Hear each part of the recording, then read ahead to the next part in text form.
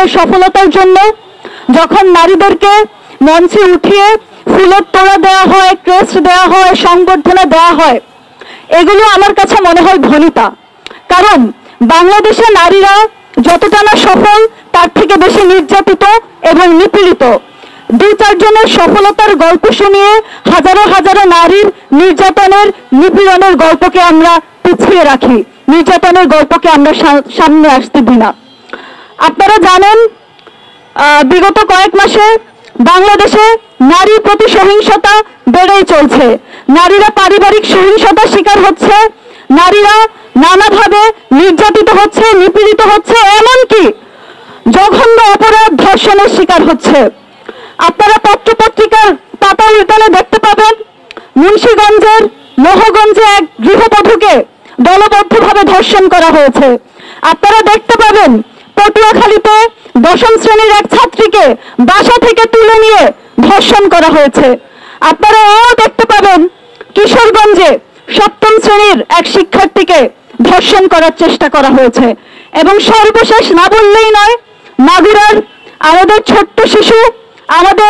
ছোট্ট শিশুর প্রাণ, আমাদের আসিয়া, 7 বছরের আসিয়া, সেও বাংলাদেশের এই নরপিশাচের হাত থেকে রক্ষা পায়নি, তাকেও ধর্ষিত হতে হয়েছে এবং সে ঢাকা মেডিকেলে তার জীবন নিয়ে এখন আশঙ্কাজনক অবস্থাতে আছে।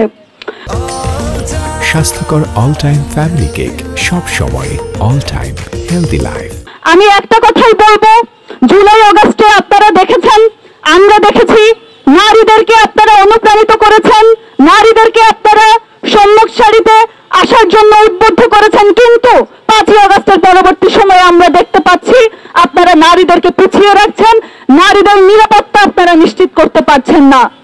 বাংলাদেশ নামক যে রাষ্ট্রে আমরা বসবাস করি, এই রাষ্ট্রকে একটা অথর্ব রাষ্ট্রে পরিণত করেছে এদেশের আইন প্রশাসন, আইন শৃঙ্খলা বাহিনী, এদেশের স্বরাষ্ট্র উপদেষ্টা।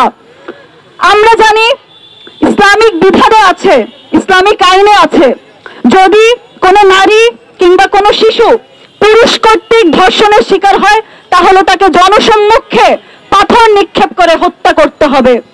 আমরা জানি বাংলাদেশ শিশু ও নারী নির্যাতন দমন আইন 2000 সালে যেটা প্রণীত হয়েছে, সেখানে ধারা 9 উল্লেখ করা হয়েছে, যদি কোনো নারী কিংবা শিশু ধর্ষণের শিকার হয় তাহলে তার ধর্ষণকারীকে যাবজ্জীবন কারাদণ্ড দিতে হবে অথবা মৃত্যুদণ্ড দিতে হবে। কিন্তু এই রাষ্ট্রের কাছে আমার প্রশ্ন, এই স্বরাষ্ট্র উপদেষ্টার কাছে আমার প্রশ্ন, রাষ্ট্রের আইন শৃঙ্খলা বাহিনী যারা রয়েছে তাদের কাছে আমার প্রশ্ন, আপনারা কয়জন ধর্ষণকারীকে গ্রেফতার করেছেন? যখন একটা ধর্ষণের ঘটনা ঘটে, আমরা ধর্ষণকারীকে দেখতে পাই, যাকে ধর্ষণ করা হয়েছে, যে ধর্ষিতা তাকে আমরা দেখতে পাই, কিন্তু যে ধর্ষণ করেছে তাকে গ্রেফতার হতে আমরা দেখি না।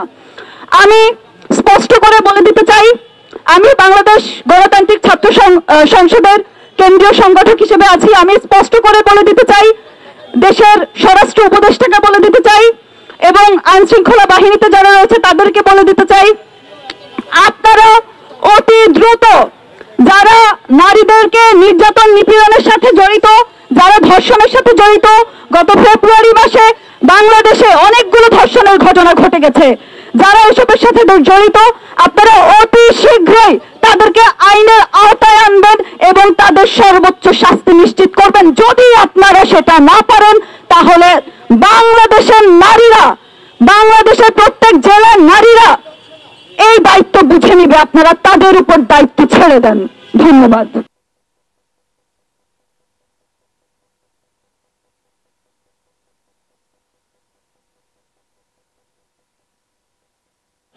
এইটার স্বীকৃতিও সমাজ ঠিকঠাক মতো দেয় না।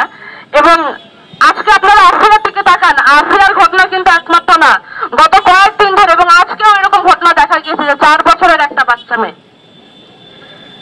ধর্ষণ আমাদের সমাজে একটি দৈনন্দিন অপরাধের মতো হয়ে গেছে। ঠিক যেমন রাস্তাঘাটে ছোট বাচ্চাদের মারামারি, ঠিক তেমনই আমরা দেখতে পাই যেন অহরহ ধর্ষণ ঘটছে চারিদিকে। নারীর প্রতি সহিংসতা এমন চূড়ান্ত রূপে চলে গিয়েছে যে বর্তমানে নারীর নাগরিক মর্যাদা, নারীর আত্মমর্যাদা এবং তার সামাজিক স্বীকৃতি প্রশ্নবিদ্ধ। এনসিপির পক্ষ থেকে আমরা বলতে চাই, জাতীয় নাগরিক পার্টি এনসিপি নারীর সকল ধরনের মানবিক মর্যাদা, নাগরিক মর্যাদা স্বীকৃতি দেয়, স্বীকার করে, এবং আমরা দলীয়ভাবে বিশ্বাস করি যে নারী এবং পুরুষ সমাজে সমান সুযোগ এবং অধিকার পাওয়ার যোগ্য। আর একই সাথে সামনের দিনে জননিরাপত্তা, নাগরিক নিরাপত্তা, নাগরিক মর্যাদা এবং নাগরিকের অধিকার নিয়ে এনসিপি কাজ করে যাবে।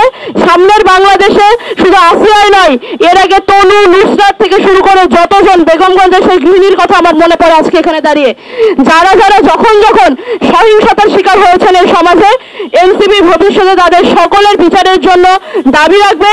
এবং একই সাথে আমি নুসরাত তাবাসসুম আমার জায়গা থেকে বলতে চাই, এই সরকারের শুধুমাত্র গ্রেফতার নয়, হাইকোর্টের মাধ্যমে সর্বোচ্চ বিচার নিশ্চিত করে বিচার প্রদান করাটাই জনগণের সামনে দেখানো দরকার।